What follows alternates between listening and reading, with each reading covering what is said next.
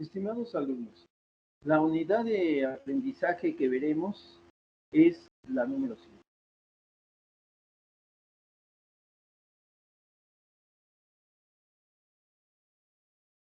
Ya estamos prácticamente rebasando el punto de inflexión en el curso de desarrollo y administración de proyectos.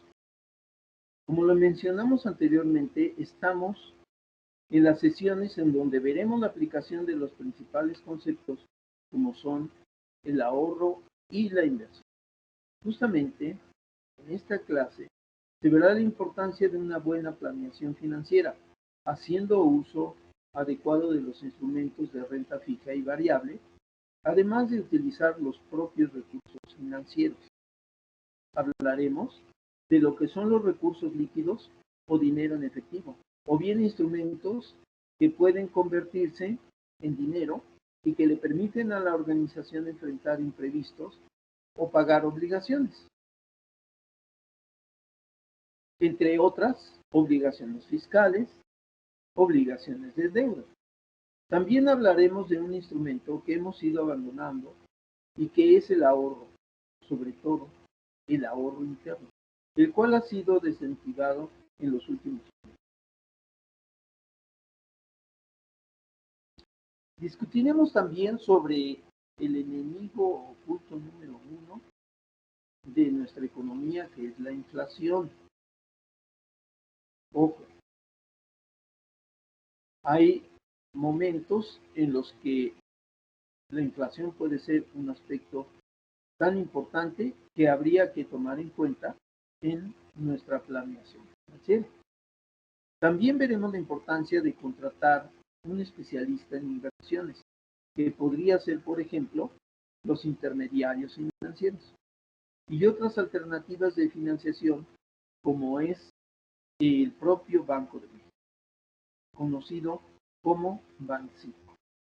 Adicionalmente, descubriremos que existe una institución encargada de promover, desarrollar, proteger y defender a los usuarios de los sistemas financieros en México, incluso a los propios usuarios de la banca, que es la Conducef.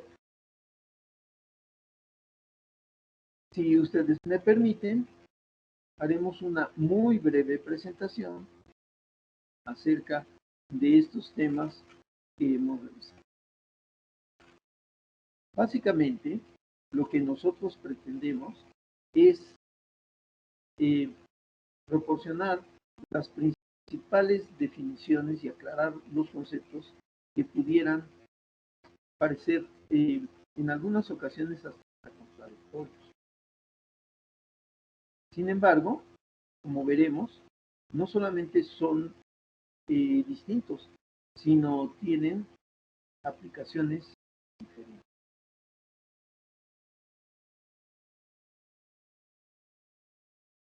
Muy bien. Entonces, decíamos, pues ya prácticamente estamos rebasando la mitad del curso y pues tenemos mucho todavía que aprender, pero revisemos primero algunos de los conceptos básicos que deben de incluirse en una buena planeación de nuestros proyectos. Muy bien. La clase anterior vimos el importante aspecto de los costos, su definición, los diversos tipos y su determinación. En esta sesión se verá la importancia de una buena planeación financiera, haciendo uso adecuado de los instrumentos, decíamos, tanto de renta fija como de renta variable, y de los recursos propios. Quizá hemos tenido la experiencia de ir a un banco y solicitar un crédito. Los hay de diferentes eh, formas: créditos personales, créditos hipotecarios, inclusive créditos prendarios, que son aquellos que se otorgan dejando alguna prenda en, en, en la institución o en la casa de préstamos. Y pues esa experiencia nos enseñará un poquito cuál es la importancia de este. En sí, ¿qué son los recursos financieros? Cuando se habla de recursos financieros se hace alusión al conjunto de los llamados recursos líquidos, es decir, son cantidades de dinero, a veces bien especificadas, a veces no tan especificadas, que necesita una organización para afrontar ya sea algunos compromisos económicos o bien para realizar alguna inversión. Por otro lado, como un instrumento ya casi olvidado, es el ahorro, pero es de donde parte el ciclo económico. Cuando hay ahorro, podemos hacer una inversión. Si hay una inversión, pues hay trabajo. Si hay trabajo, pues hay ingresos. Si hay ingresos, hay ahorro. O sea, es un ciclo económico vital y el cual, por más instrumentos que hayan aparecido, pues sigue siendo un recurso necesario. El ahorro en sí en un proyecto es el acto de separar una parte de los ingresos que obtiene la empresa con el fin de guardarlos para su uso futuro, ya sea para algún gasto imprevisto, para el pago de alguna deuda o bien para una reinversión. Ojo, ¿el ahorro puede ser negativo? Claro que sí. Cuando nosotros no previmos la cantidad adecuada de recursos que requeríamos ahorrar para afrontar los imprevistos o los compromisos que ya habíamos hecho. En este rubro del ahorro es importante considerar lo siguiente. Algunas empresas anteriormente lo hacían con mucha frecuencia, destinaban la mitad de sus ahorros obtenidos de los beneficios o de aportaciones de los propios inversionistas o inversores. Y eh, la mitad de esos ahorros eran para afrontar compromisos o elevar, por supuesto, los beneficios. Y la otra mitad no ingresaba, digamos, a los beneficios de la empresa, sino que a las inversiones que a la postre se iban a convertir en beneficios. Y utilizábamos una fórmula muy simple.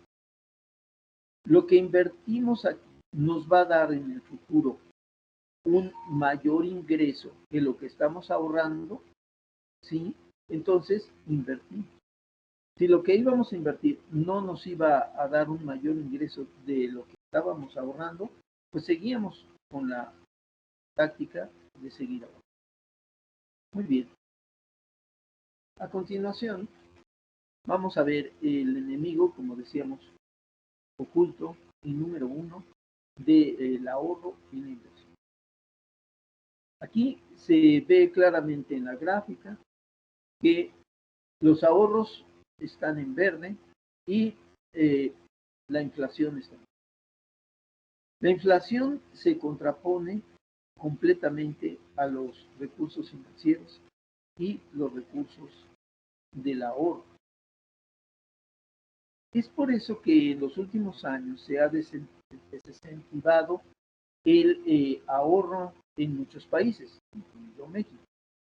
Cuando la cantidad de dinero que nosotros podemos separar de nuestros ingresos no tiene ningún beneficio porque hay mucha inflación o devaluación o realmente no tiene caso no invertirlo en alguna eh, función financiera o inversión, pues entonces el ahorro simplemente no se da. Por otro lado, cada día hay una mayor oportunidad de invertir en los llamados precisamente costos de oportunidad. Si yo dispongo de una cierta cantidad de dinero, me conviene utilizar ese dinero en una inversión que me va a dar más rendimiento que mi ahorro. Les voy a dar una idea. Si ustedes invierten en este momento, hoy día, en una institución financiera de prestigio, una cierta cantidad de dinero, les va a dar al mes la cantidad de 0.1% de rendimiento en prácticamente todas las instituciones. Y eso parte de que los instrumentos de financiamiento públicos también tienen un muy bajo rendimiento. Así es de que no compramos instrumentos, así se denomina, comprar instrumentos financieros, porque no convienen. Entonces, pues la mayoría de los inversores prefiere invertir en otros medios que no sean eh, los instrumentos crediticios tradicionales. Se van a los instrumentos financieros que tengan mayor riesgo, pero que tengan mucho más ganancia. Puede ser hasta de 10 veces. Lo veremos un poco más adelante. Además, ¿qué son los intermediarios financieros? Yo quisiera invertir mi dinero en instrumentos financieros, pero por ley existen los famosos intermediarios financieros. Los intermediarios financieros son los encargados de generar las condiciones suficientes para fortalecer los ahorros. Ojo, eso es lo que establece la ley. Estos tienen una función muy importante en el desempeño económico de los ahorradores. Pero si la función la realizan correctamente, pero los instrumentos no están dando suficiente rendimiento, entonces pues hay que tomar otros caminos. Sin embargo, no hay otra forma de obtener recursos en muchas ocasiones más que a través de los instrumentos financieros. Así es de que esto también lo tenemos que tomar en cuenta en nuestra planeación de proyectos. Otras fuentes de financiamiento y durante muchos años fue muy bueno, fue el Banco de México, conocido como Banxico, pues que es una de las más importantes instituciones de ahorro interno en nuestro país y es fuente de financiamiento para la formación bruta de capital de innumerables empresas, inclusive de personas.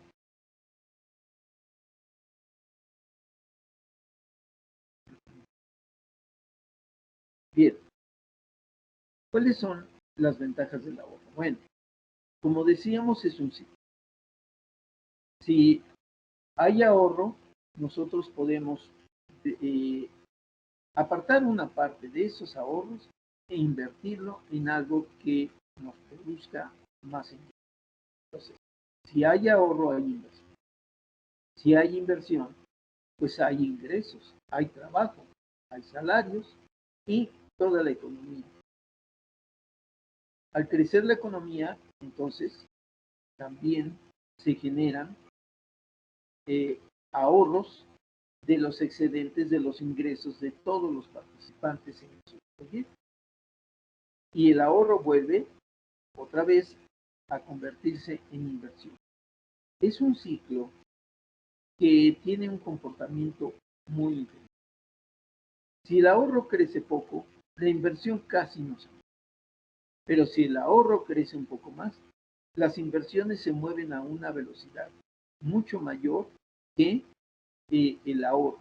Y entonces hay una gran demanda y los ahorros empiezan a tener una tasa de interés más alta y son más solicitados y demandados. Pero para eso tiene que haber ese movimiento, haber una demanda.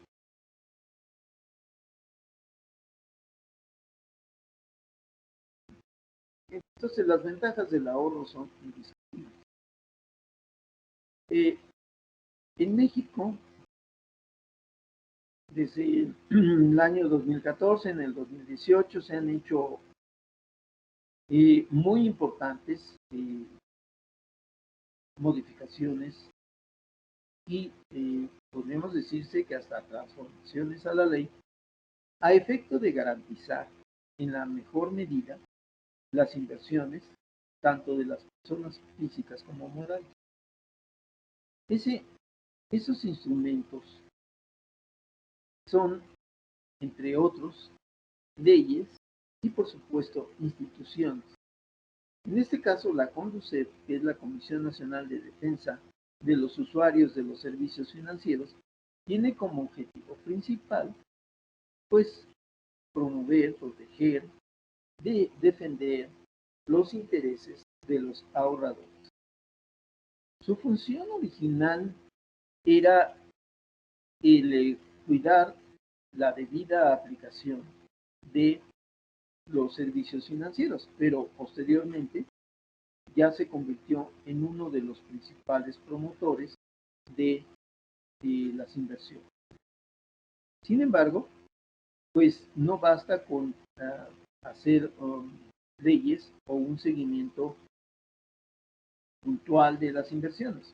Se tiene que hacer una promoción y para que haya una promoción, pues se tiene que motivar o incentivar a los inversores con tasas de interés atractivas que estén por encima de la inflación para que realmente el ahorro se convierta en un beneficio.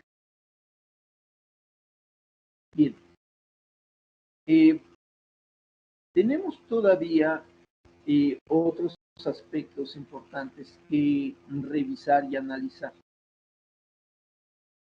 La tasa de interés no se fija tanto por decreto o por una, como se dice, designación. Hay reuniones, sí, pero actualmente el cálculo ya es por medio de instrumentos, por medio de informática, de computadoras y demás. Y dan un cálculo de cuánto debe de costar el dinero. Y el costo del dinero se transforma en una tasa de interés. El problema en los últimos años es que esa tasa de interés se ha visto afectada por otros cargos adicionales, que los veremos posteriormente, entre otros los impuestos. La economía, en la economía la tasa de interés hace referencia a la cantidad que se abona a una unidad monetaria en la unidad de tiempo. Y a esa unidad monetaria se le llama capital. De tal manera que si se incrementa el capital con la misma tasa de interés, pues aumentan los beneficios. Pero tiene que ser un capital realmente atractivo, suficiente para que nosotros apreciemos esos beneficios. También se le conoce como rendimiento del capital. Anteriormente, y es importante resaltarlo por las modificaciones que ha habido en la propia ley, pues se ligaba única y exclusivamente a los capitales invertidos y no se afectaba por ningún otro factor que no fuera el propio capital. Sin embargo, decíamos, ahora hay otros como los impuestos y otros cargos que se adicionan y que no nos dan una idea muy clara de cuáles son los eh, conceptos que nos van a proporcionar beneficio. En la planificación financiera tenemos que tomar en cuenta eso. Y es precisamente la planificación financiera un proceso en el cual se da rumbo y significado a cada una de las decisiones económicas. Vamos a ahorrar, vamos a eh, destinar parte de nuestros ahorros o de nuestros beneficios a nuevas inversiones y entonces eso lo tiene que evaluar el equipo especializado en esos conceptos porque no va a ser tan sencillo. Ya son asuntos muy finos en los que hay que calcular con cierta precisión cuáles serían los beneficios de reinversión. Posteriormente, veremos cuáles son otros instrumentos como los créditos.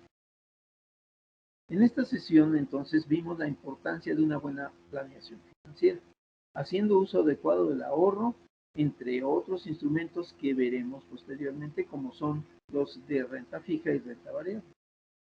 Y como esto ayuda a cubrir los futuros compromisos económicos, pues también lo resaltamos dentro de la planeación financiera.